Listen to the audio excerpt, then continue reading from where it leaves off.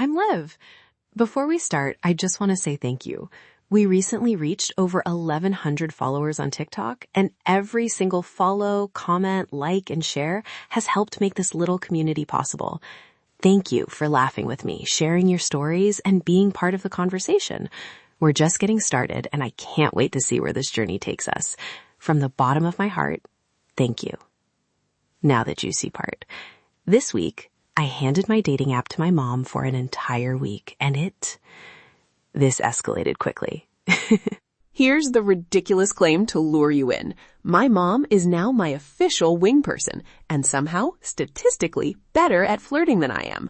Promise, by the end of this episode, you'll hear embarrassing messages, a profile glow down that somehow became a casserole resume, petty confessions about why I let this happen, and a hot take about boundaries that starts with me defending parental meddling like it's an art form. Okay, setup. This started as a dare in a drunken group chat, because everything good and mildly catastrophic starts with a group chat at 2 a.m. I was venting about a ghoster who had the audacity to like my photo from 3 years ago and call it unintentional stalking. And my friend goes, "Give your mom the app for a week. She'll sort you out." I thought it was a joke, but then my mom texted back, literally, "I will beat the algorithm." So I caved. Why? Revenge, boredom, and the small thrill of self-sabotage.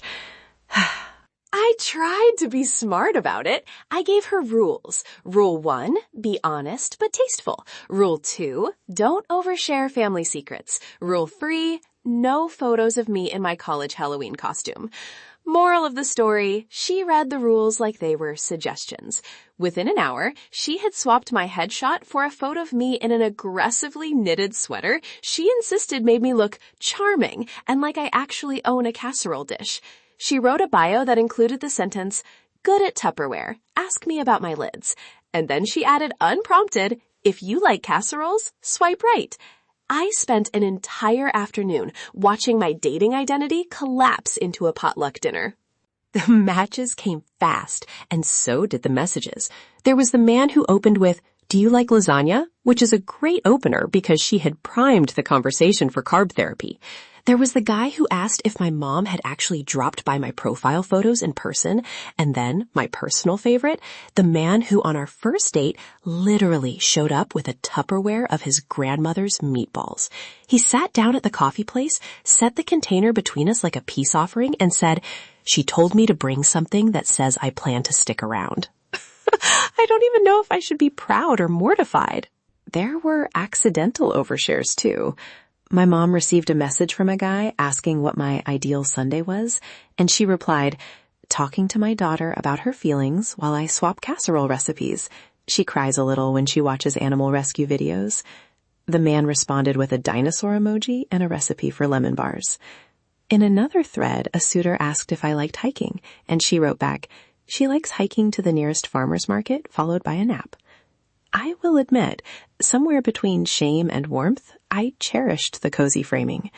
My adult self cringed. My childhood self felt seen and warm with a plate of biscuits. The real climax came when one of the matches asked if he could meet my mom. He said he appreciated family, which made sense, because my mom's vibe screams, "I will judge your baking etiquette."